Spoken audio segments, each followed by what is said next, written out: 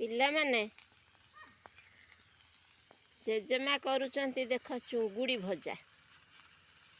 ଆଜି ବାର ଅଛି ତେଣୁ ପୁଅ ଦୁଇଟା ମାଛ ନେଇ ଆସିଛି, ଚୁଙ୍ଗୁଡ଼ି ଆଉ ଗୋଟେ ବି ରୋହି ମାଛ ନେଇ ଆସିଛି। ରୋହି ମାଛଟା ଭାଜି ସାରିଲେଣି, ଏବେ ଚୁଙ୍ଗୁଡ଼ି ମାଛଟା ଭଜା ହେଉଛି।